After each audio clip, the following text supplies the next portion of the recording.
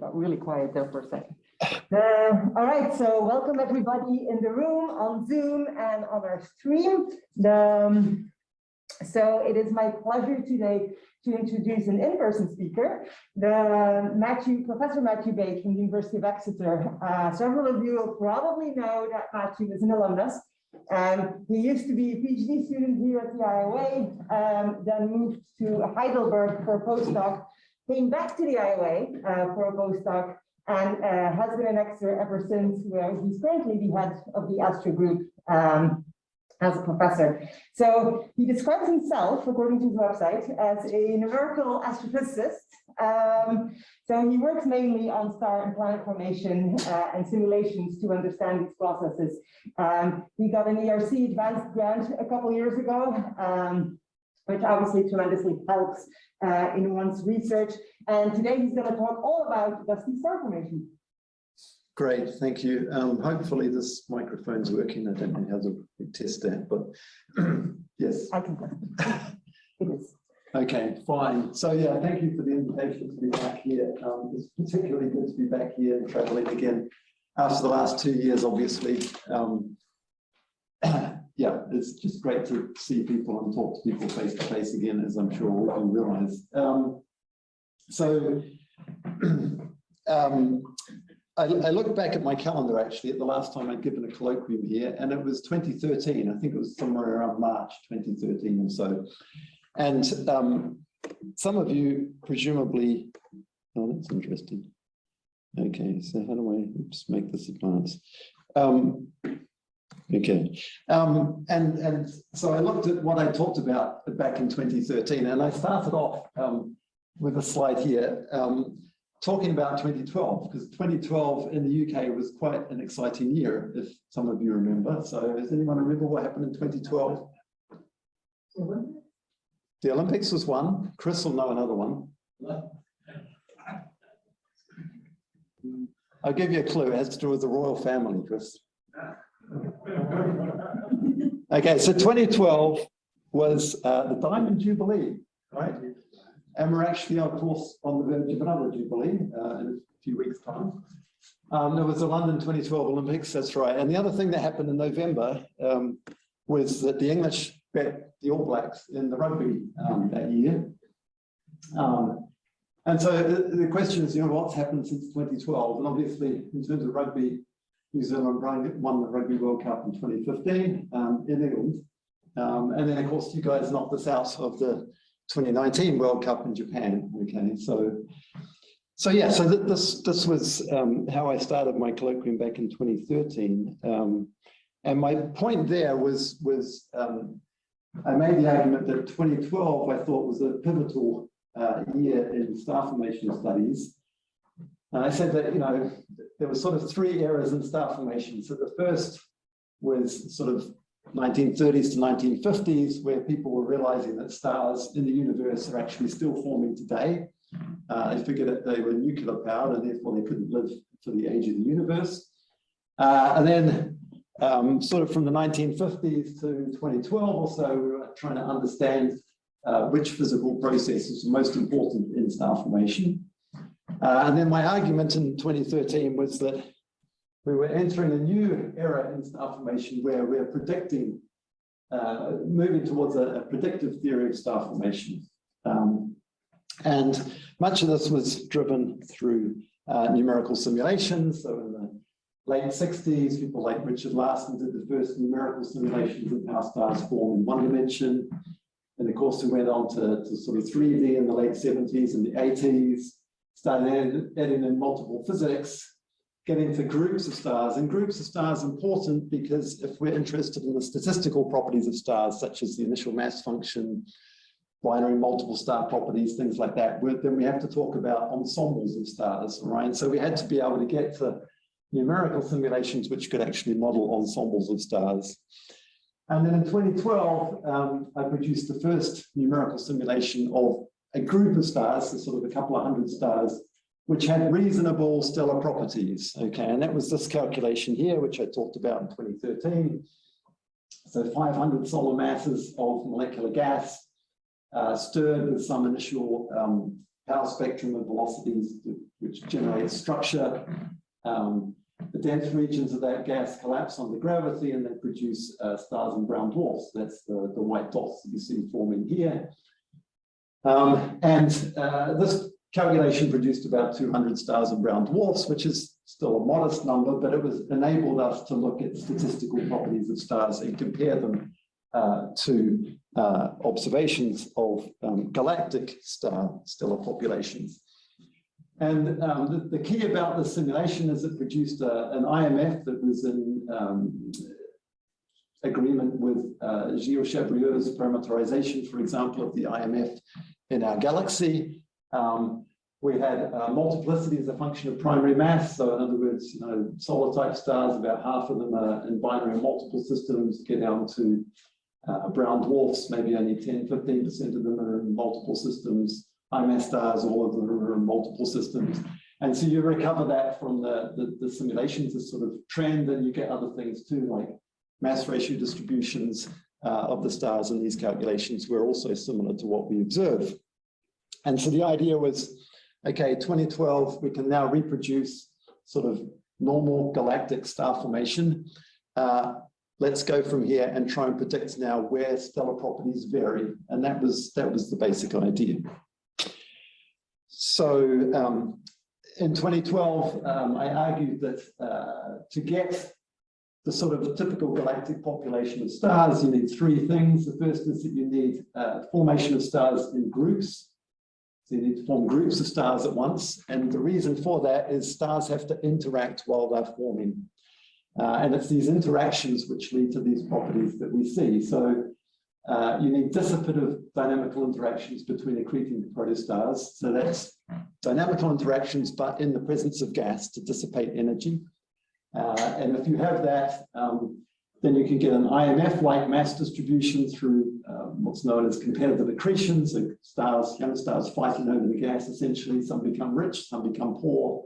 So you get an IMF-like mass distribution, but at least naively, this the stellar mass, the characteristic mass depends on the gene's mass in your cloud. I'll get back to that in a minute.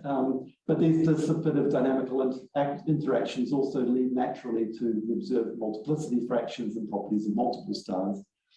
And then to avoid this dependence on the global gene's mass, you have to have radiative interactions between accreting protostars. So as these protostars are forming, they're liberating a lot of gravitational potential energy that's radiated away. It heats the surrounding gas that alters the way that it fragments. And it's this radiative interaction that enables the production of an almost invariant IMF, like we see in our galaxy, that you look around from region to region and the IMF doesn't seem to vary that much.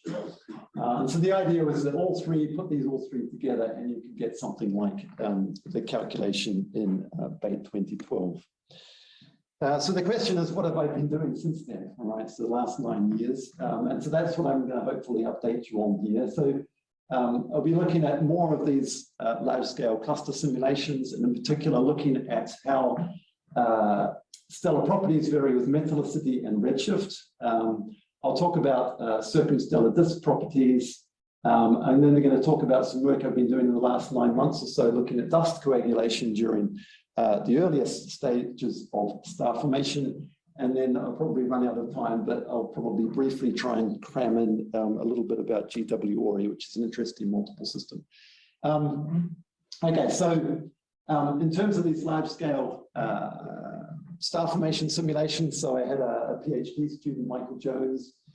We published a paper in 2018 where we looked at a denser star-forming region and a less dense star-forming region. So this would be something like Taurus, or maybe though not quite as low density as Taurus star-forming region.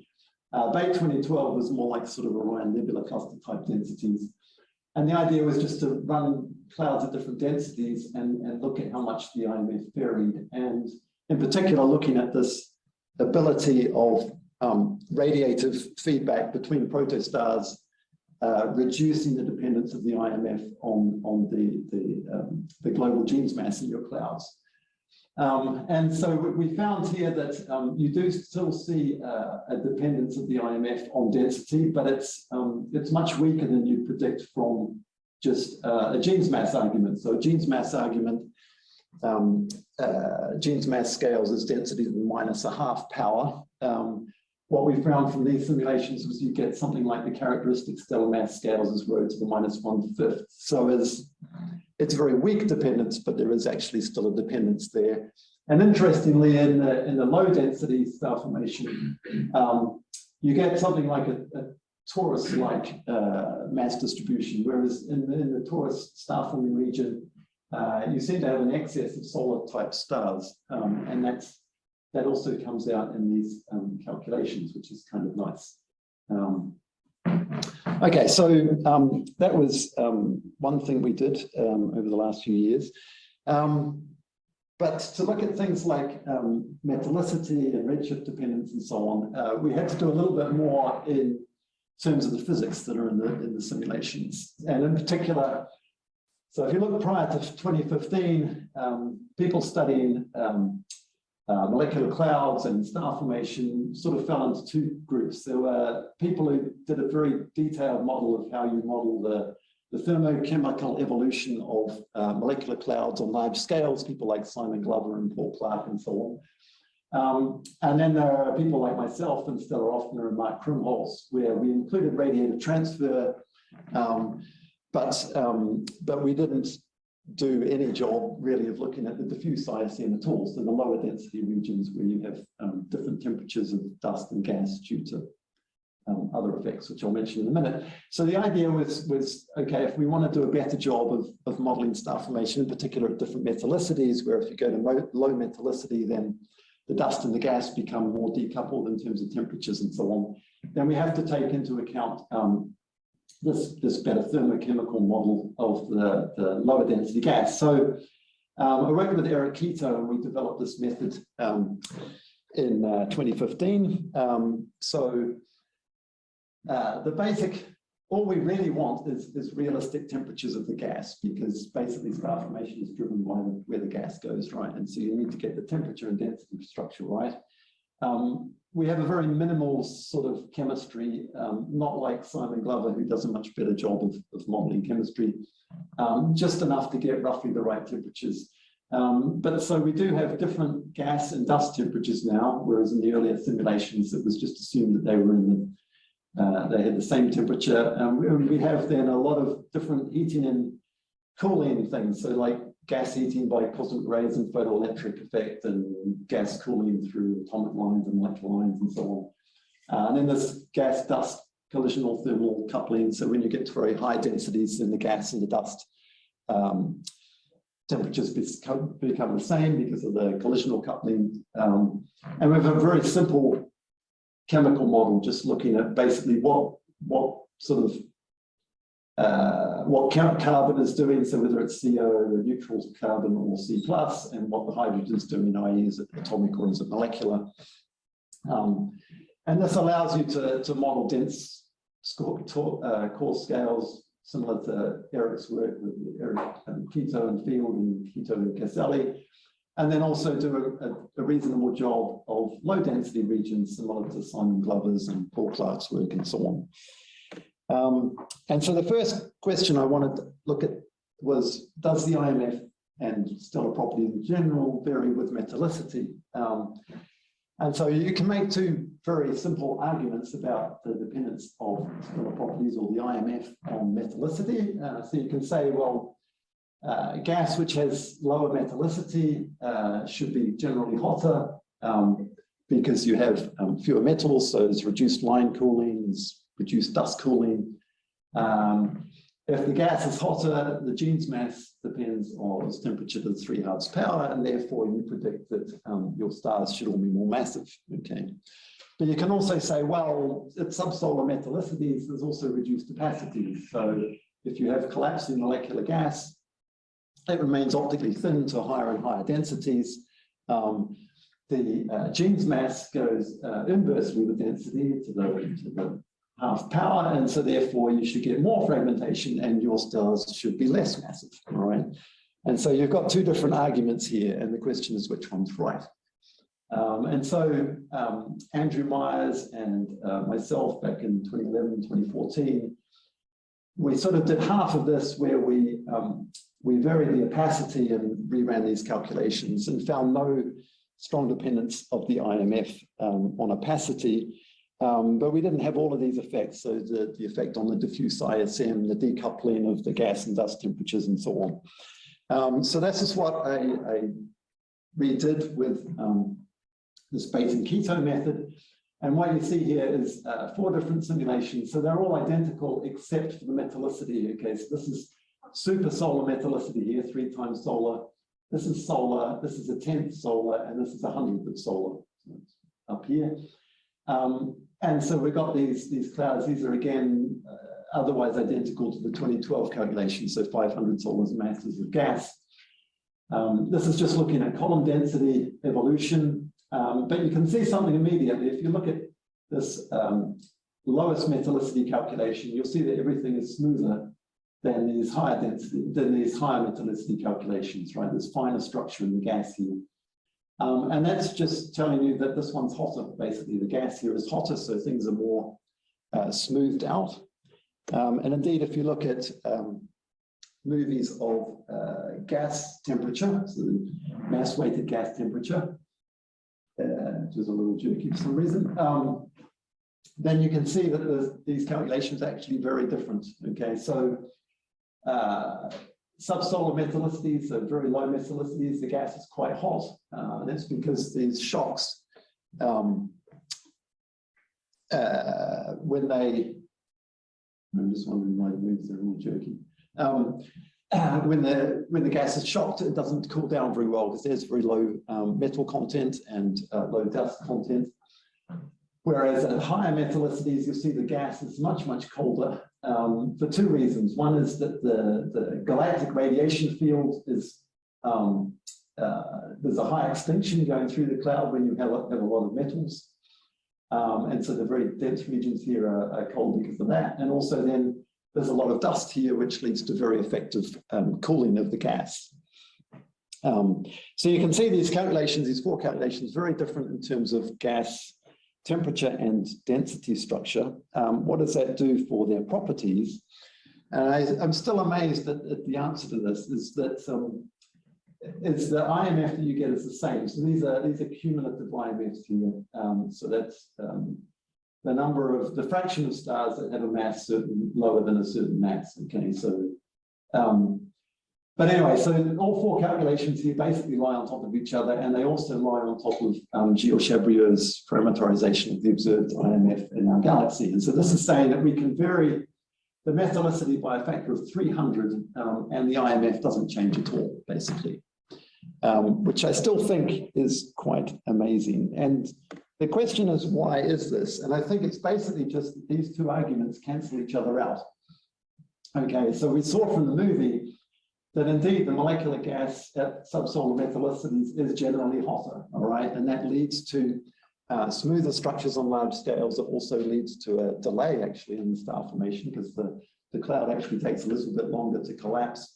And it tends to lead to less fragmentation and less structure on large scales. But then also as that gas does start collapsing, it remains optically thin for longer and collapses to higher densities and fragments as it goes. And that counteracts the fact that at the larger scales, you've got less fragmentation, and here you've got more fragmentation, and it basically cancels itself out. So the IMF is very, very similar, depending on, with no dependence on metallicity. If you look at globally at stellar multiplicity, the properties of binary systems and so on, again, there doesn't seem to be any strong effect there with metallicity, with one exception, and that is that as I was writing this up and leading towards 2019, 3 observational papers came out. Okay, so Barnes, Maxwell Moe, and Al-Badri and Ricks. 3 studies that all claimed that solar type stars, the binary fraction, close binary fraction, so separations less than 10 AU, is actually anti-correlated with metallicity. That's shown in this graph here from my paper. The observational results from Moe et al. Here, that if you go down to metallicities of 10 to the minus 3 solar, half of solar type stars actually have a companion within 10 AU, which is quite amazing actually, right? The binary fraction is 50% for these low metallicity stars. And as you go to higher metallicities, this drops. So it's like 50% at 10 to the minus 3 solar. At solar metallicities, the fraction is more like maybe 20% of solar type stars have a companion within 10 AU. All right, and so I then looked back at the 2014 calculations with different metallicities where we just changed the opacity but didn't do the rest of it properly. And also in the 2019, and in fact, in both sets of calculations, this effect is there. I just didn't notice it in 2014, which is a bit annoying, but there you go. So Mo et al. And Al Badri and Rix both proposed that this anti-correlation here was because disk fragmentation is easier at low metallicities. In other words, that essentially low metallicities, the gas is optically thinner, and so it can cool easier, and so maybe the disks fragment more to produce more close binary systems. But of course, in the simulations, you can actually go and see where this anti-correlation comes from, all right? And there's actually two main causes. So one is to do with the lower opacities and increased fragmentation. But actually, it's more than just disk fragmentation. It is true that the disks find it easier to fragment, and you do get a greater fraction of disk fragmentation, but it's more than just that. It's sort of anything at high densities cools more rapidly with low metallicity. And so it affects filament fragmentation and core fragmentation as well. You just in generally get more small scale, high density fragmentation going on when you've got low metallicities. But then the other effect is to do with first hydrostatic cores. So if you have molecular gas which is collapsing, it basically is optically thin up until you get to a certain density, and then it starts to trap radiations. This goes way back to Richard Larson's original calculations. And it forms a hydrostatic object, which initially only contains a few Jupiter masses and is about 5 AU in size. So it's this big fluffy thing, which lasts a few thousand years until the central temperature reaches 2000 degrees, and then molecular hydrogen dissociates.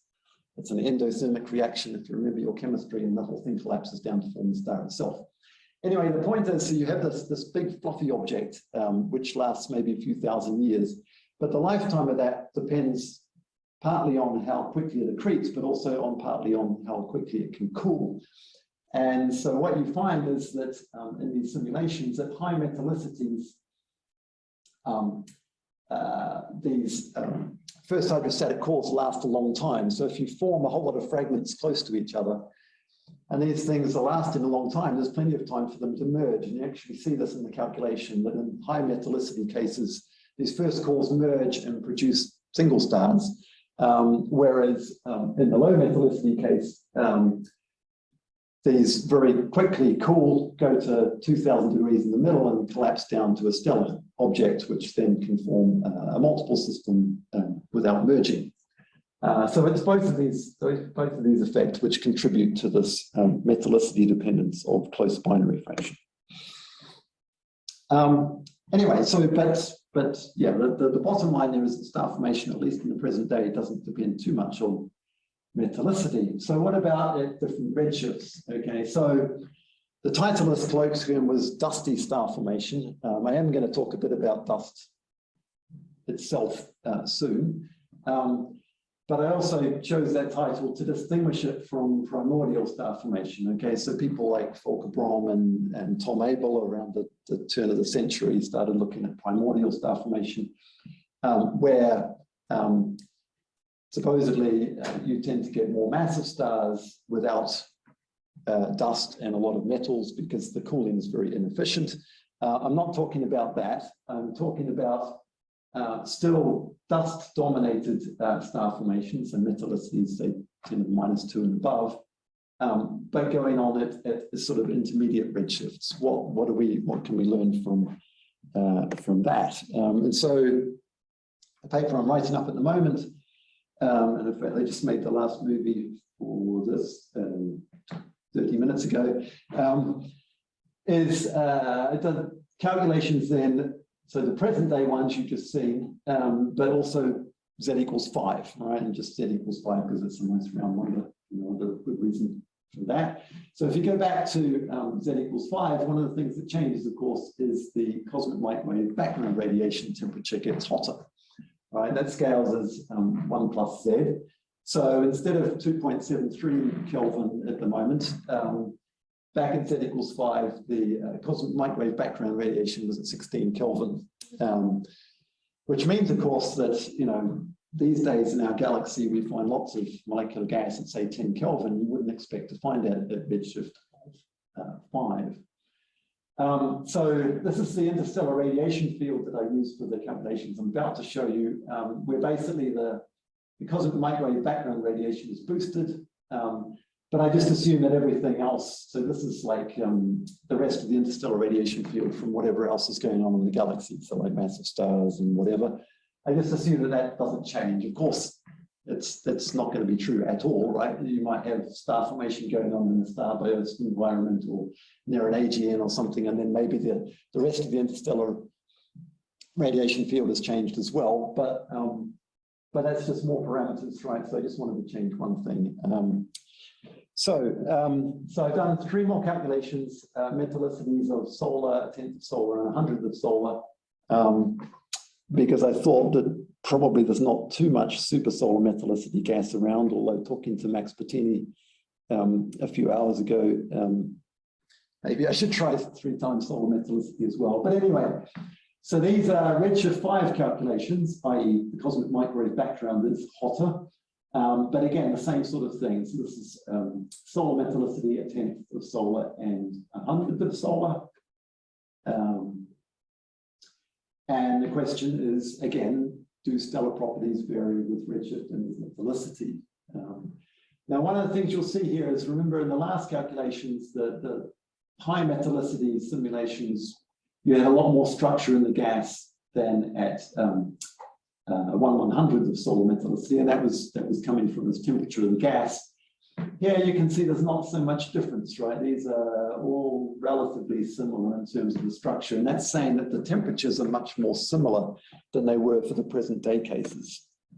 And so again, if you look at the temperature movies, instead you see this. So last time up here we had lots of sort of black gas, right? So gas that was below 10 Kelvin in temperature, in the solar metallicity and certainly the super solar metallicity calculation. This time, the gas temperature is a lot more simple. Okay, sorry, a lot more similar. Okay, this one's a little bit cooler perhaps, but it's a lot more uniform than it was before. All right, and you see as the stars form that they can heat up gas locally and so on.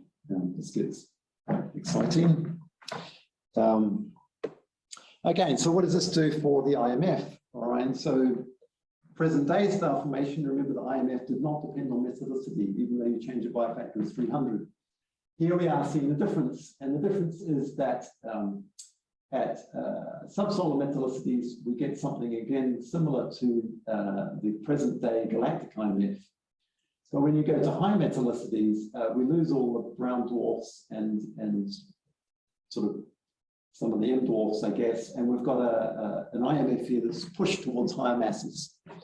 All right, so these are the histograms, and this is the cumulative IMFs here, and you can see this shifting of the IMF towards higher masses at high metallicities.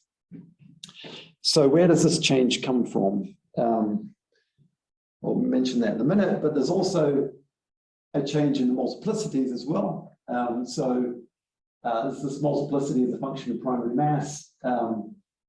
The blue things here, these are just typical galactic populations. So you'll see here again, the multiplicity is a function of primary mass, similar for low metallicity, but when you go to high metallicity, you're dropping down your multiplicities by about a factor of 2. So that means there's fewer binaries at higher metallicity. And also the mass ratios tend to become more closer to equal for the higher metallicity gas as well. So where are these differences coming from, and why is the difference between present day star formation and redshift 5 star formation?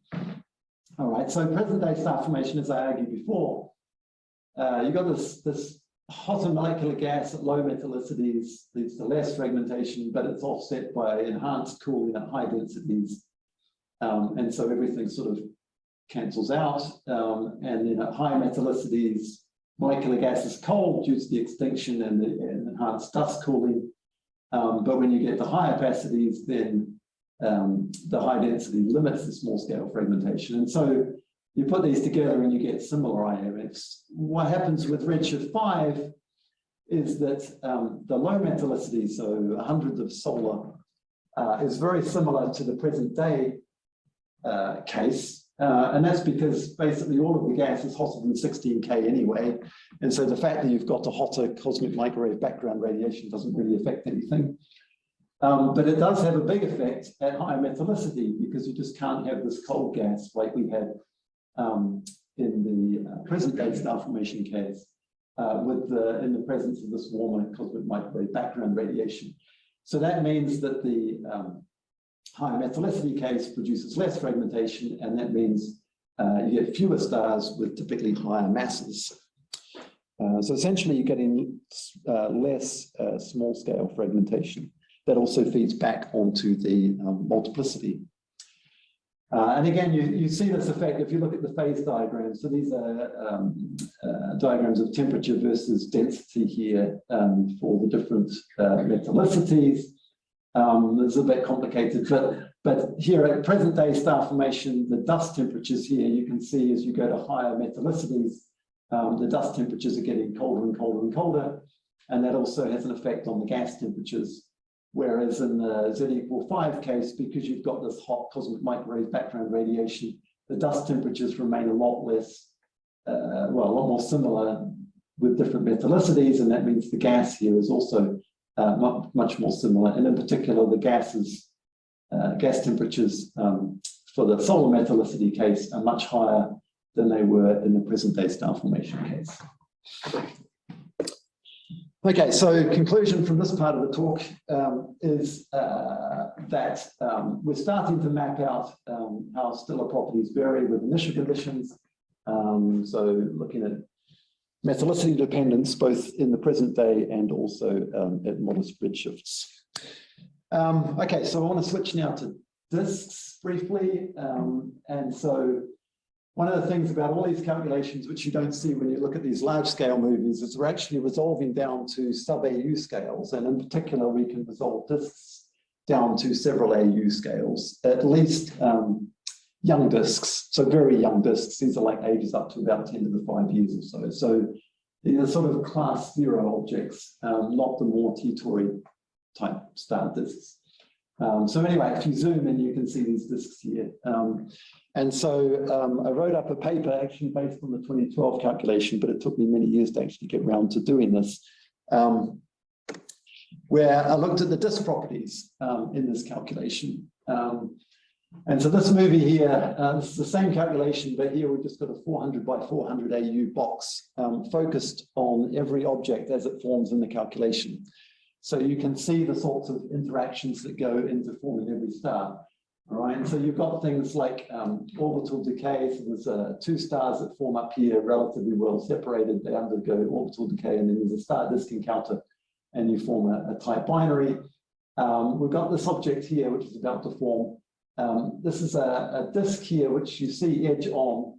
And if you watch it, its orientation actually goes through 220 degrees of reorientation as it accretes gas from the cloud with a different angular momentum vector. So it's actually changing its orientation. This one up here, there's a disk, which you can see is almost horizontal, and then another disk forms around it with a completely different angular momentum vector, and then the whole thing gets smashed apart by some other passing object. Okay, so it gets quite complicated, and you can understand why it took me about 4 years to actually write this thing up. But anyway, so you can look at the disk evolutionary processes. There's lots of different things going on. There's the accretion with this disk being reorientated. This is the same disk. It just keeps moving around. You get things like ram pressure stripping of disks as the disk passes through a dense part of the cloud at relatively high velocity. You get lots of dynamical encounters, which you saw with disks being stripped away and then maybe reformed by later accretion. You get some disk fragmentation, not a lot. So about 1/7 of the stars that are produced in the calculation come from disk fragmentation. And most of those disk fragmentation events are actually multiple fragments. Okay, so one disk actually fragments to produce 6 objects. They tend to be brown dwarfs or low mass objects, low mass stars. And then something was maybe a little bit of a surprise is there's just literally dozens of star disk encounters, very, very common. So 183 stars and brown dwarfs accounted at least 48 instances of star disk encounters, which is interesting because Kathy Clark and Jim Pringle back in the early 90s thought about whether you can form binary stars from star disk encounters, and they concluded that it wasn't that important. But they were considering virialized groups of stars, and the idea was that you sort of smash a disk apart by sort of high velocity encounters. But that's not sort of what's going on in these calculations, because you've actually got stars which are maybe even weakly bound, which then suffer orbital decay like you saw in the movie and undergo a star disk encounter. So we're not talking about highly virialized systems. These are sub-virialized systems, and there are actually quite a few star disk encounters that go on in the simulation. And then you can look at all these sorts of different disks. And the interesting thing about this, of course, is that these are numerical simulations. But now, of course, we've got the real thing. Okay, so ALMA in the last few years has been amazing, not just for looking at class 2 disks, but actually at these very young protostellar objects peering right into the very youngest objects. This is from the Van Dam survey by John Tobin. And you can see these sorts of things actually exist, right? You can sort of pick some of these objects and they look very similar to some of these objects, right? So, and then you also get quite a few misaligned disks. Obviously, HK tau has been known for many years, and you get things similar to this. So circumstellar disks that are in binary systems but misaligned with each other, and this is this sort of double disk actually around the binary system, which is briefly formed. So one of the things you can do again with statistics is say, well, what about the disk masses and disk radii? Are those the sorts of disks that we are actually observing in galactic star forming regions? And so here, these are cumulative distributions of disk masses, dust masses. These are class 2, various different star forming regions here. So sort of Earth masses or tens of Earth masses of dust. And these class 2 objects are much lighter disks than we're forming in the numerical simulations. But if you go to class 0 objects, which are similar ages to what we're finding in what we're producing in these relatively short star formation calculations, but then the disk masses are actually amazingly good agreement with what's observed, which is somewhat crazy, really. And in 2018, we didn't have much information on disk radii, but they sort of looked plausible.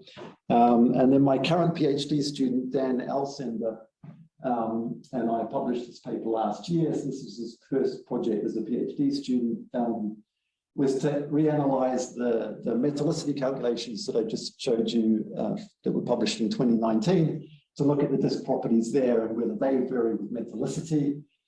He found there was no disks properties. Disks at slightly higher metallicities, this was slightly larger at high metallicity, and that's an effect of this less small scale fragmentation that's going on. And we also found that disks in bound pairs tend to be less well aligned with each other at low metallicity. But the observations have advanced, so we now have more information on the disk masses of class 0 and class 1 objects from observations. And this is the solar metallicity case here for disk masses. But then we also have information on disk radii from the ALMA observations now as well. And the agreement here is just stupidly good, right? It's this yellow curve here is the disk radii distributions from the numerical simulations. Conclusion of the second part of the talk, these bits are getting faster, you'll notice, we seem to be doing quite a good job, not only of things like the IMF and multiplicity statistics, but even predicting disk masses and disk radii, which is maybe somewhat surprising because, for example, we don't model magnetic fields in these calculations at all. I have been doing some magnetic field work with James Verster, who's up in St Andrews. But in fact, we don't seem to need to worry about magnetic fields from the point of view of some of these properties. Okay, what have we got here? Right, so let's move on. Okay, so topic 3 is dust growth during star formation. Okay, so this is what I've been doing most recently. So I've mentioned, you've seen that dust plays a very important role in cooling molecular gas, right? That's where we're getting some of these differences in star formation. But of course, it also is important for planet formation. And there's been very little attention paid to dust growth during star formation. So Chris Ormel, back in 2009, looked at whether you could form large grains in molecular clouds and concluded that basically you couldn't, unless the molecular clouds were both dense and long-lived. Long-lived means multiple, many dynamical times. And then Japanese group, Hiroshita and Omakai, looked at dust growth just in one-dimensional simulations at the center of a collapsing cloud. So looked at how fast large grains would grow during the initial collapse of star formation. And then very recently, somebody's looked at how magnetic effects may affect grain growth. The idea that planets form fast is becoming more and more popular. There's a good paper by Chris Nixon and Jim Pringle from 4 years ago, which I'd advise you all to read. And so I was interested in thinking about, let's try and do dust growth during star formation as well. So this work has been submitted. It's been through the referee once. I'm still waiting for the second report. The basic idea is I've used the same method as used by the Japanese in 2009. And when I originally started working on this, I thought, well, I'm going to have to start modeling dust coagulation and also dust dynamics as well. And then I realized that actually, at least for the very early stages of star formation, as long as I start with small dust grains, so a typical MRN dust distribution where the maximum grain size is, say, a quarter of a micron, the dust grains are quite well coupled to the gas. And so they're not actually going to migrate very far, very fast. And you can work out, which is what this graph here is all about, is essentially, this is the free fall time here as a function of gas number density. And then this is the time scale on which you can model grains without worrying about how far they've migrated, in the sense that they've migrated less than your resolution length of the hydrodynamical simulations.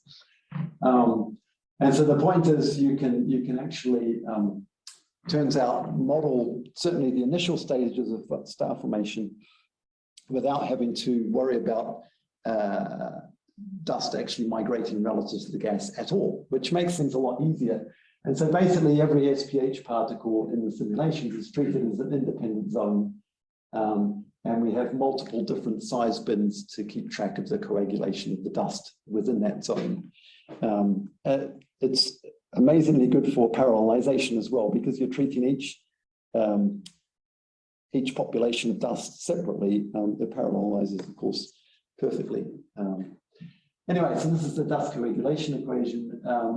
Now, dust coagulation, it all depends basically on number density of dust and the relative velocities of the dust, right? You have to get dust to move together before it's actually grow into a larger object. And so there's a number of different things that might be important. So there's Brownian motion, just gas particles pushing around dust particles. If you think about infalling dust and infalling envelopes, then you have terminal velocity of your dust in the envelope. There are turbulent velocities, either of the gas in the envelope pushing the dust around, or in a disk, say an alpha type disk.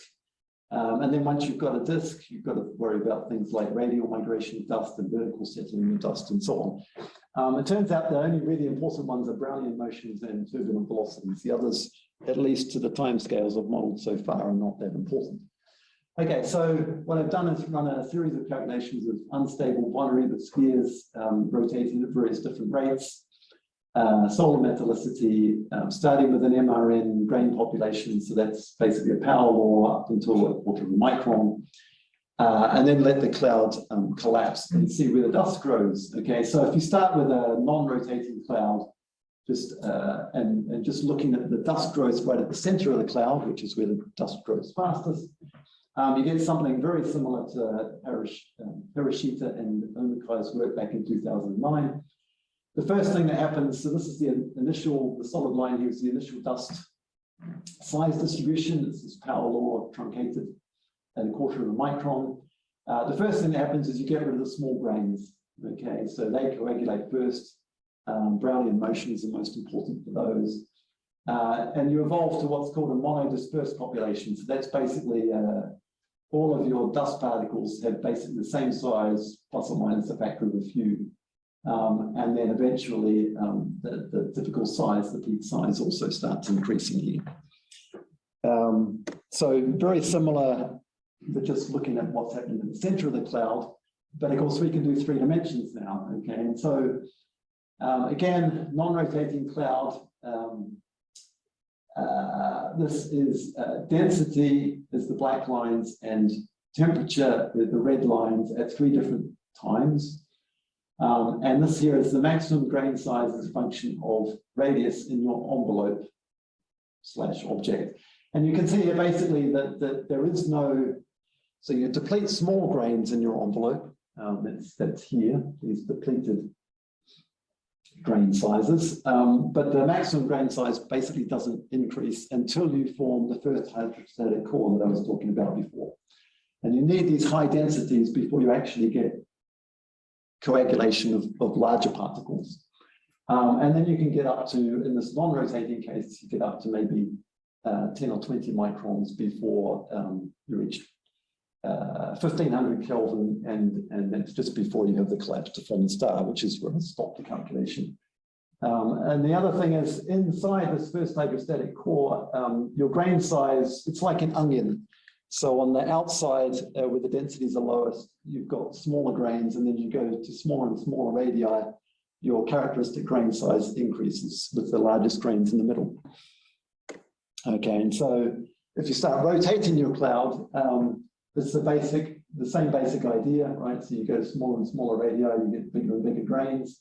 But because in the rotating clouds, you have more time to coagulate stuff before the stellar core would form, you can get up to much larger grains, so even up to 0.5 millimeter, even before the star forms. Just right in the center of the cloud, but nevertheless, it's kind of interesting. Okay, so then we've got the movies here. So this is a slowly rotating cloud. You're looking, this is just the total gas column density. This is not running yet. Total gas column density looking down the rotation axis. So what you'll see is a first hydrostatic core, which is actually in M&M type shape, right? It's a flattened disk, but you'll just need a disk. And then here we've got dust column densities, but just different sizes of dust, right? So this is very small dust, micron sized dust, 36 micron sized dust. And so you can see the dust growth that's happening here. Okay, so the very small grains are depleted a lot. And then at the very center of this first hydrostatic core / disk type structure, you get the very large grains and depleted smaller grains and so on. Okay, and so you can see this onion effect, basically, that the larger grains are closer and closer towards the center, just because the densities and temperatures are higher. This is a faster rotating case, which is very similar until there's a dynamical instability of this core where it goes bar unstable there and forms some spiral arms. And so again, some interesting grain structure there. This one's the coolest though. This is an even faster rotating cloud, which again undergoes Byron stability and produces spiral arms. And in particular, watch this movie here, because these 1 micron sized dust grains form in the arms and then sort of wrap themselves up. And so you get almost rings and arcs of micron sized dust grains in this calculation. And this one's also rotating so fast that you get, I'm just playing again because it's fun. You get a fragment forming, which also then starts forming its own population of large dust grains. So again, yeah, depleted. And then you'll see here that in these spiral arms themselves, there's sort of a surface of the arm has sort of tenth of micron sized grains, and then within the arm, you get the higher dust grain sizes. Okay, and so, yeah, so again, basically you get larger grains at smaller radii, and you get the size sorting here in the arms, but none of this is due to migration. Okay, so there's no migration here at all, and this is just due to the differential growth of the dust in these different regions. Okay, so that's part 3, and I now have 3 minutes left to talk about GW Ori, which I knew was going to be a problem, so don't worry. So GW Ori is an interesting protostellar system. It's a triple system. So we have the A and B components are a 1 AU binary, and then there's a wider component at about 9 AU. And this is surrounded by a very large scale, hundreds of AU disk. But the systems, the things are all misaligned. So, for example, the type binary and the wider system are misaligned with the larger disk plane, and in particular, we see 3 dust rings in the ALMA observation. So this is work by Stefan Kraus at Exeter et al. And myself and my PhD student, Alison Young, we did some modeling for this. So these are all the observations. The nice thing about this is that Stefan has studied the system for many, many years, and we have very good constraints on all the orbital parameters of the triple system. And then from these dust rings, you can get, under some assumptions, the geometry of the disk, and presumably the gas disk as well. And the interesting thing here is you can see that these 2 outer dust rings are elliptical, but the innermost dust ring almost looks circular, and it's also offset from, the center of it is offset from where the stars are. So this is an elliptical disk, which has a different orientation, presumably, than the outer rings. And so the idea that this is a warped disk, and indeed perhaps a disk which has resulted from disk breaking, disk tearing, which was discovered by Chris Nixon about 10 years ago. And so Alison and I ran some simulations of this, and this was the simulation that we published with the science paper back in 2020, where we managed to get something looking very similar, this eccentric ring, which is got a different orientation than the larger scale disk. Okay, and so this is the movie. So this is looking from the observer's point of view.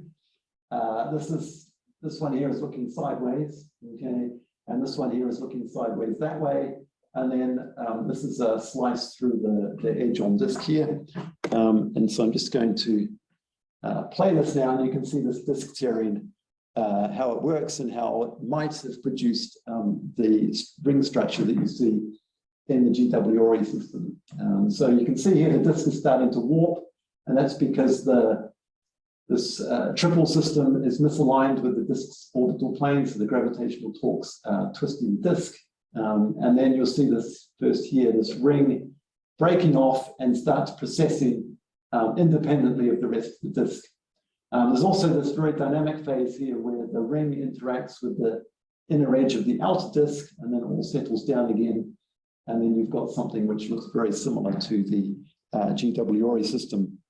The caveat here is we've actually done follow-up calculations, and unfortunately what happens is very sensitive, for example, to things like H over R, the disk thickness. So these are 3 different calculations here, H over R of 0.025, 0.04, 0.05, and you can see that although you get disk breaking in all of these simulations, the properties of this this ring that breaks off are very sensitive to more parameters in the disks than we know from the observations at the moment. So it's a very interesting system and it's fun to model, but it's also more complicated than I was hoping for. And I'd better stop there, otherwise I'm going to get in trouble. So thank you very much for listening.